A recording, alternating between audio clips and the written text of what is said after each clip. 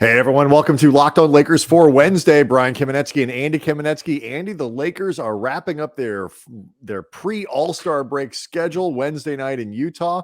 What do we need to see to feel good about this team going into the break? Plus, are the Lakers just getting real cheap? Because there are some rumors floating around about how they will not spend money that are going to get Lakers fans upset. We'll talk about that and more coming up next on Locked On Lakers. You are Locked On Lakers, your daily Los Angeles Lakers podcast. Part of the Locked On Podcast Network, your team every day.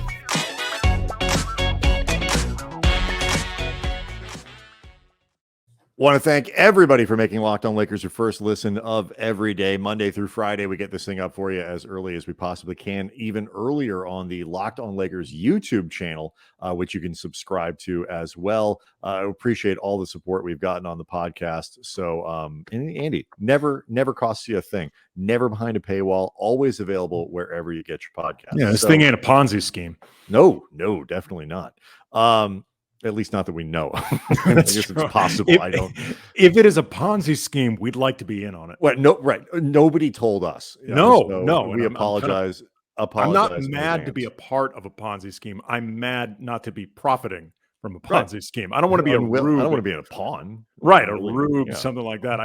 Where's my cut? So there's an interesting little nugget about what the Lakers may not have done at the trade deadline around this potential Russell Westbrook trade to Houston. Interesting name potentially coming back to the Lakers that I had not heard, Christian Wood. It gets to both the roster choices that the Lakers are making, but also whether or not Jeannie Buss is willing to open up the checkbook, because it would have cost him a little bit of money. So that is something we'll focus on as the show goes along. We'll also try to get to a fun question that LeBron James was asked about his bucket list for sporting events that he would go to. Andy and I both have a couple ideas about that, but let's start here. The Lakers finish off the first, I guess traditionally the first half of the season, the pre-All-Star break part of the season, tonight against the Jazz, who are obviously better than the Lakers. And LeBron was asked an interesting question at practice on Tuesday about what he would need to see to feel comfortable about like where the team is going into the break, because they played a pretty good game on Saturday. LeBron is actually one of the guys who was disappointing. And, LeBron's answer was kind of a non-answer. It wasn't that interesting, but I thought the question is because, and I'll put it to you, Andy, is there something that you could see that would make you feel good or good-ish or good adjacent about this team going into the All-Star break based on, maybe what we saw on Saturday combined with something we could see on Wednesday night? I mean, one game in trying to lower the bar enough. Well, no. But I'm really thinking about this because Right. I think part of the reason LeBron had a non-answer is because it's extremely unrealistic, and I would even say Pollyanna. Outside of, say, the Lakers absolutely stomp Utah. Like they beat them by like 35, and they absolutely just outclassed this team. And like, say, Melo is back. Like I think there's still hope that he can end up playing tonight against the Jazz. So you're looking at this point at the team, and the team puts forth that type of win. Then like, okay, yeah, maybe like something like that in and of itself is a singular. Right. By the way, against the Jazz team that was slumping for a long time, but has won 6 straight since then. So they are back on track. Right. Like, I mean, that type of a decisive quality win I could take as like one singular event as like, okay, all right, give me the end of the break ASAP because I want to see what's coming next. But otherwise, no. I mean, like, given everything that's happened. No, I understand. Why would one game do that? But are there things that I could feel like good signs heading into the All-Star break? If they play as connected as a team, like they did against Golden State, against Utah, win or lose, that would maybe offer some signs that the team is starting to come together, with the caveat of there is still obviously a lot to be discovered. Right. And we've noted from a standing standpoint. But like, so they're 4 games behind the Timberwolves. They're 2 games behind the Clippers.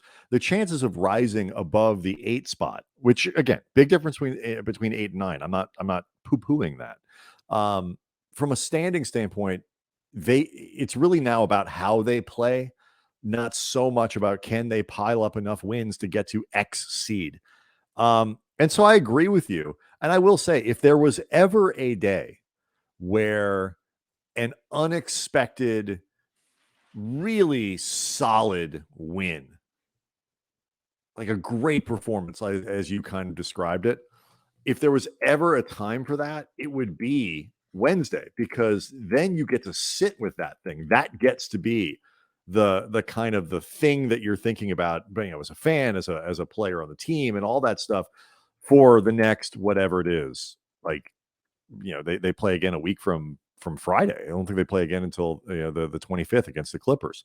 And so like that would be kind of good to have that really good feeling that they could sit on. They come back on, from Sunday and have that long practice and all that. By the way, what are we going to talk about between now and February 25th? That is an extraordinarily long time.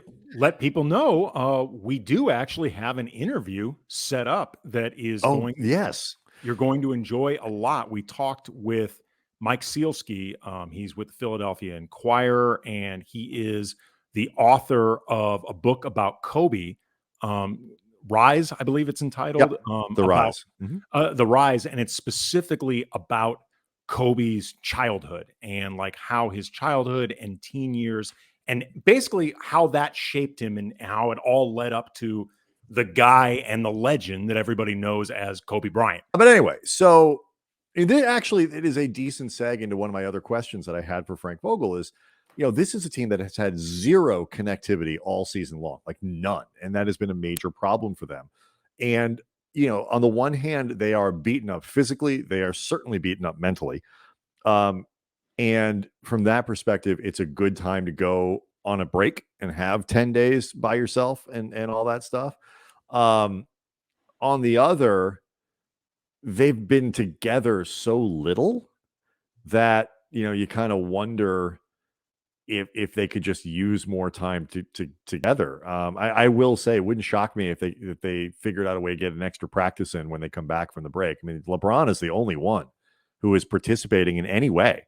They don't have anybody else in the. And he couldn't use a break at all, so it's fine. Oh no, I mean, I think if it were up to him, if it wasn't in Cleveland, I think oh my arm, like he might. Look, but like they don't have anybody in the skills competition. They don't have anybody in the 3-point contest. They don't have anybody in the Rising Stars game. This is a problem in another way, but at least from a everybody gets to relax standpoint. So like they could come back and get a little extra practice time in. I don't know. I mean, it wouldn't hurt them. No, I imagine they would. And this also gets back to my longstanding belief, Brian, that the guys who get named All-Stars are the only people who shouldn't have to play in the game. Like that should be your reward. Everybody else in the league should have to do all the All-Star crap and BS for that weekend. If you manage to get named an All-Star, you should be the one actually in Cancun because you earned it. You were that good. You don't need the extra time on the court. Everybody else apparently does. But it's another discussion for another day. Yeah, it is. And I also think like if you're one of these people who have to pick teams, like don't pick LeBron to be like your choice as the potential MVP. Pick guys who like you want to play hard. Like LeBron doesn't want to go out and play hard in that game. You know who wants to like go play hard?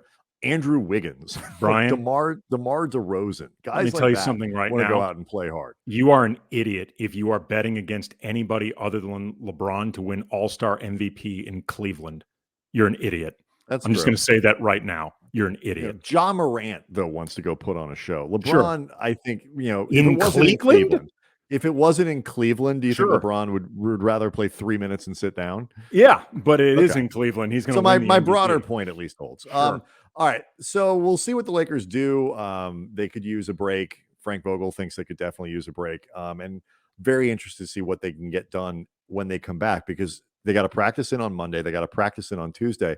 They're going to get 3 or 4 days of practice in before they play a week from Friday on the 25th against the Clippers. This team needs practice time. And so that actually could be a legitimate benefit for this team. as the post All-Star break schedule begins. Something to look forward to. We try to throw out people lifelines of anything that can help them feel optimistic about the team for the rest of the season. But let's turn now to bad news, or things that will upset people. That period has ended. Right. That was the first segment. Now it's time to get back to our regularly scheduled programming of angering people. Some interesting developments in what the Lakers didn't do over the trade deadline, and about 1,000 different ways that we could chop this thing up, and we'll do at least 900 of them next. Locked On Lakers brought to you by Prize Picks. Okay, Laker fans, you've been hearing me tell you about Prize Picks for months. Have you signed up yet? Prize Picks is daily fantasy made easy. You are going to love this app for NBA and mixed sport pick'ems. For a limited time, here's a no-brainer of an offer for all of our users.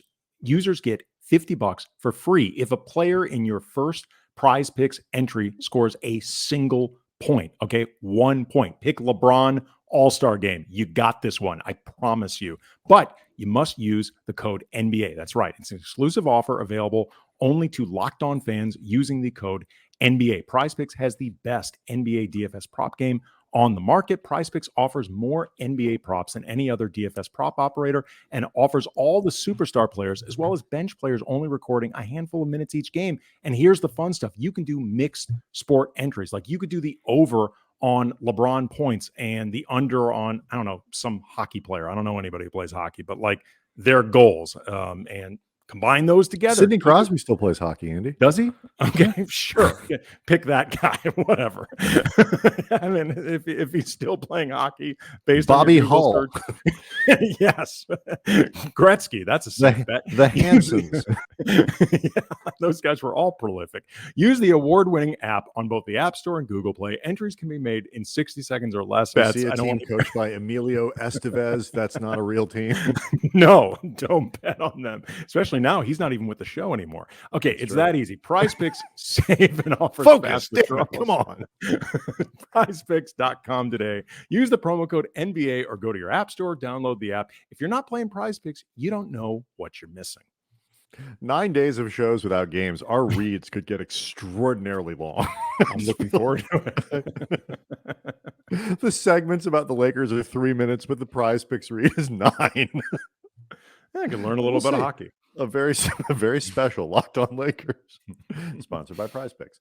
All right, so we have talked a lot about what the Lakers did and didn't do over the break, mostly about what they didn't, because they didn't really do anything. And some new reporting. Well, we thought they that. tried, but now we're concerned.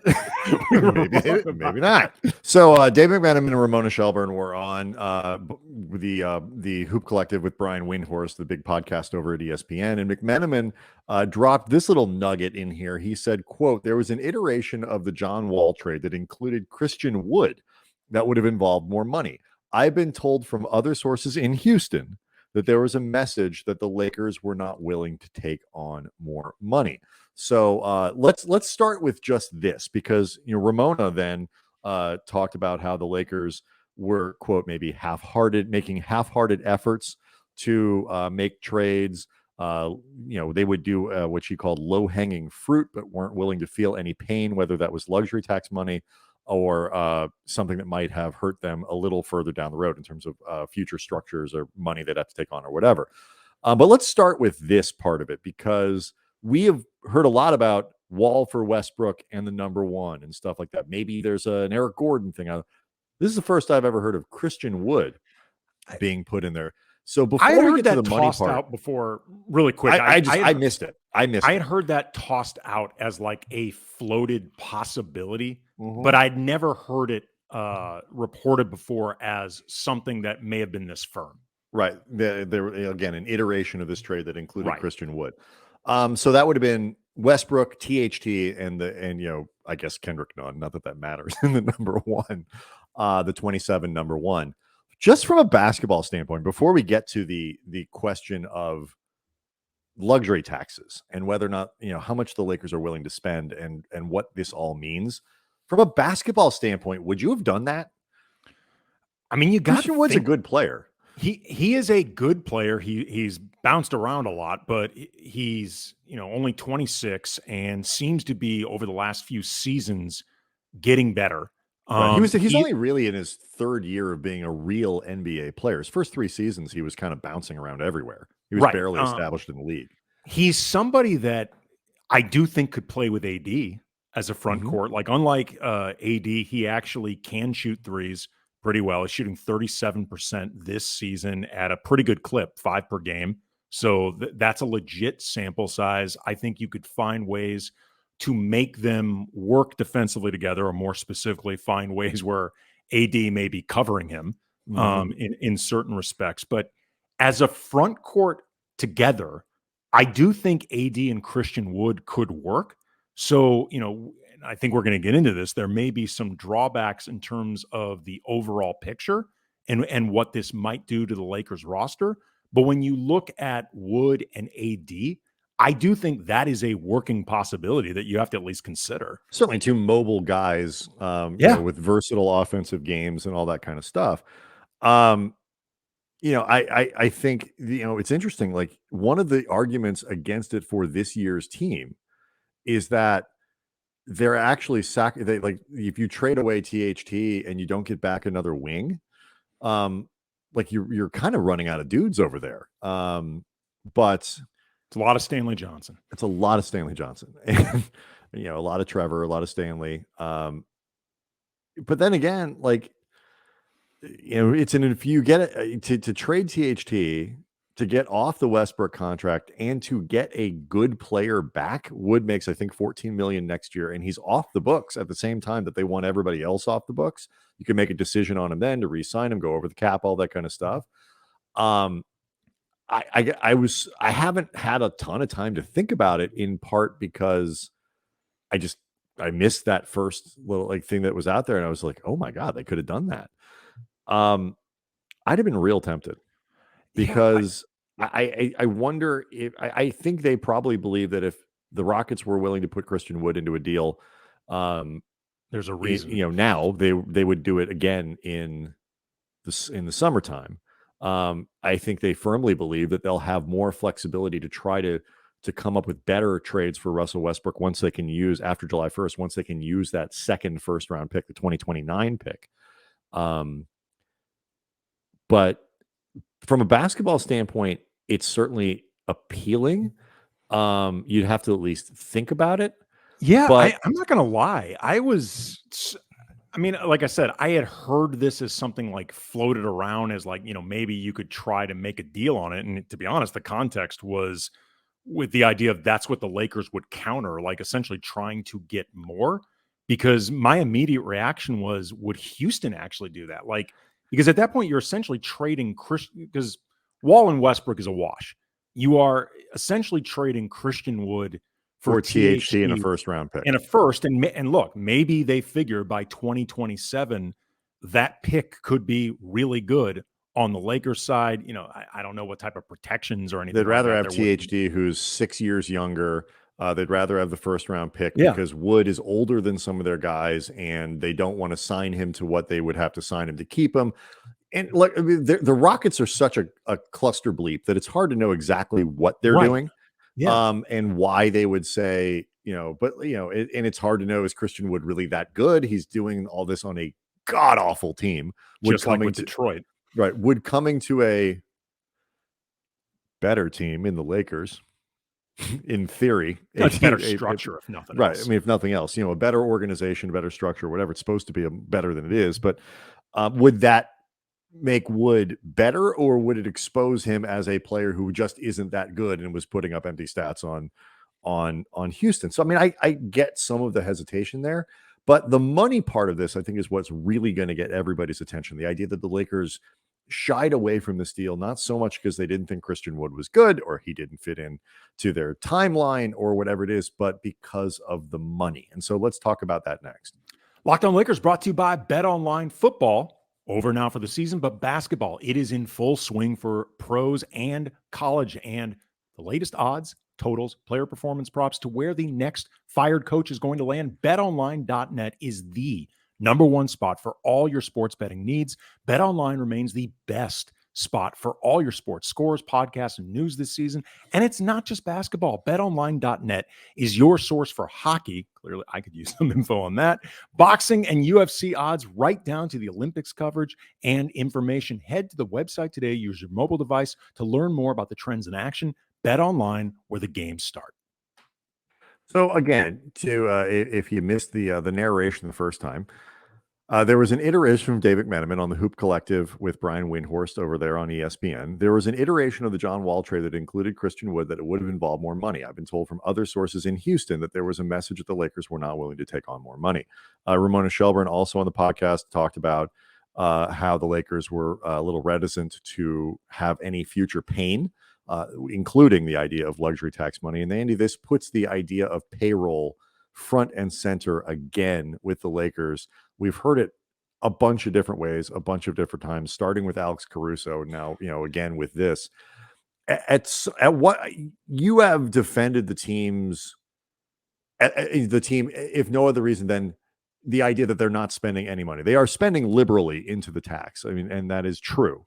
Yes. Do you worry though, at some point when you start hearing too many reports like this, that whether they're spending money on luxury taxes, they need to be spending more if they're going to make this team what it needs to be? Yeah, absolutely. I'm concerned. I mean, to make this perfectly clear, what I have defended the Lakers on is the idea that a $40 to $50 million luxury tax bill is legitimate, which it is.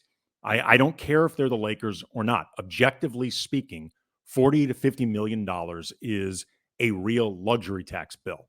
So I think anybody saying that that's nothing because they're the Lakers, they print money, I don't agree with that.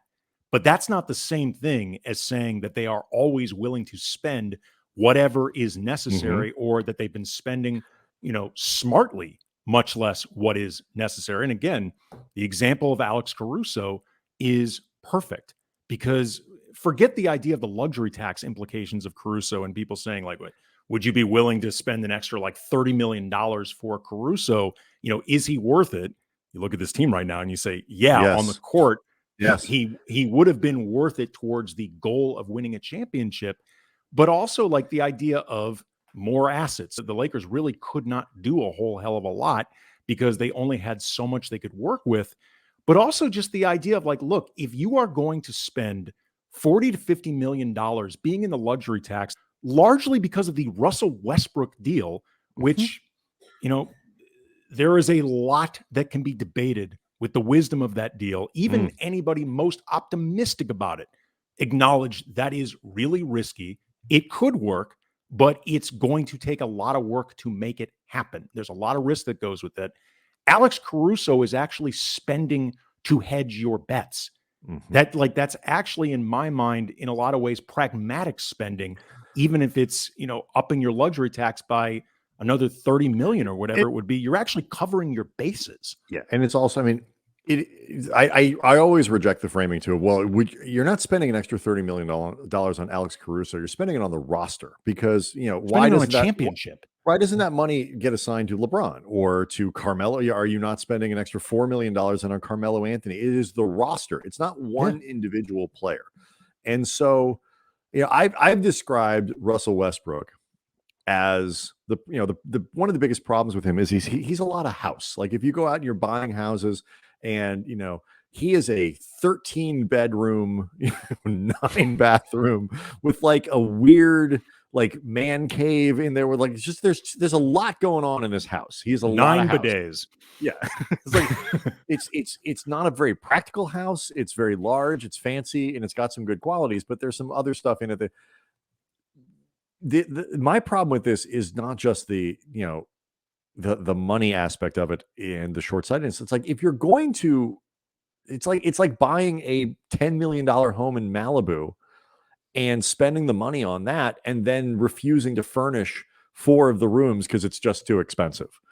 Like, why? Why are you buying that house then if you can't furnish it? And the Lakers set themselves up to be in a place where when they made that trade, it's like, well, they obviously have to bring back Caruso now. They obviously have to do all this other stuff now. And that was part of why I was so shocked that Caruso was allowed to go for a deal that was competitive enough that the Lakers could have matched it. And so I worry about kind of the strategic aspects of this and like the team building. It's like the decision making that they have, whether it's Genie or if Genie says we're going to spend this much and this is how much luxury tax you have to work with, and Rob Pelinka doesn't put 2 and 2 together to say, well, we can't trade for Westbrook and still fill out the rest of the team in a competent way. I got to talk LeBron and AD out of this thing, or tell them no, or explain why it's not going to be a good, whatever it might be. Somewhere there's a gap in their strategic thinking that they think they could spend on Westbrook and spend on that big three, and then somehow not spend on the rest of the roster to fill out the investment. And that to me is what's disturbing, and I would worry me as a Lakers fan. Yeah, and look, I want to make this clear as somebody that is a big Laker fan and has been for a long time. I don't need them to spend money like drunken sailors to impress me. Like, for example, several years ago with the Chris Paul trade that was quashed by the league for, hashtag basketball reasons, hashtag never forget. At the time, the Lakers were actually going to save money on that deal and save money in luxury tax implications. And I wasn't bitching about it because, like, oh, they're the Lakers. What do they need to save money for? Everybody, exalted them as geniuses for managing to get the best player in the deal and save money at the time. If they can manage to do this without spending a nickel in luxury tax money, good on them. Like, they don't need to spend to impress me, and they certainly don't need to spend stupidly for the sake of spending to impress me. I just want them to spend smartly and confidently and feel like the money isn't going to get in the way of spending smartly and confidently. And it feels like over the last year in a series of different events, that's caused a lot of issues. Like, for example, feeling like you're in a place where you have to choose between Alex Caruso and THT. You shouldn't be, because you and I thought the minute the Westbrook deal happened, we both thought, well, keep clearly, both. Right. Clearly they keep them both. But also, this is another problem. You get put in a place where you feel like you have to choose. And in this particular case, they chose wrong. If they were going to choose between one or the other to win now, the answer is clearly Alex Caruso for right now. Yeah. That can't even be debated. And so, we'll see. There is so much of this goes into the summer. The last point I'll make about this is that the other part of Dave's phrasing that I found very interesting was that where he says, I've been told from other sources in Houston that there was a message that the Lakers were not willing to take on more money. So this is clearly coming from Rockets side sources. I'm not saying it's right. I'm not saying it's wrong. I'm not impugning Dave's reporting at all. What I think is interesting about this is we are now seeing leaks, and we had the leak come out that, well, wait a minute, LeBron and AD weren't completely on board with what Rob Pelinka had talked about with, like, everybody says it's fine that we didn't make a trade. Well, wait, slow down here. So we're getting leaks on, Team Vogel. We're getting leaks over with Team Clutch. We're getting, it's coming from everywhere. It's coming from Houston. It's coming from other agents. And people see vulnerability with the Lakers, and just like they get their best shot, when the other team comes onto the crypto.com arena floor, other teams are going to take advantage of the opportunity to sow more discord and make try to create more instability and bad headlines and all this stuff for the Lakers. And if they don't start winning, it's going to be a lot easier to do it. And so that was something that I found interesting, that it was like, sources from Houston said the Lakers are being cheap. And by the way, it was sources in Houston that floated the idea of, oh, you could trade Russell Westbrook if you want. And here's the thing too, like, this is not specific or unique to the Lakers. Anytime a team is going through some type of turmoil, like we saw with the Nets, like we saw with the Sixers, like we saw with the Blazers over like the last 6 months, I could name other teams. You always hear stuff starting to come out. It can come externally. It can come internally. It can come from different organizations within the organization that is in turmoil, like in terms of guys just looking to get their narrative out there for when the bleep hits the fan. But to your point, Brian, this stuff only happens when things are going badly. The last time the Lakers were this leaky was during that period right before Magic left. Luke Walton was fired. You had the sham press conference. Happy Rob times Pelinka. those were. I'm not calling any of this unique. I'm just saying Sure. it's not good. No, it is not. All right. So we did not get to LeBron's to the bucket list for sporting events. It was a fun question LeBron was asked today, in reference to the Super Bowl. What else is on your sporting event bucket list? But we got time. We get the Lakers after Wednesday night, don't play again until the 25th. So we'll have time to kind of get to that stuff, and we'll really get a chance to really dive deep into what we've seen in the first pre-All-Star part of the season and what needs to happen in the post-All-Star part of the season as we go forward. Everybody enjoy the All-Star break. Remember, we will still be here putting out podcasts, so don't ignore it. Don't get too comfortable in your break. Locked On Lakers on YouTube. Subscribe to that. Anything else, Andy? Nope. All right. See everybody Thursday.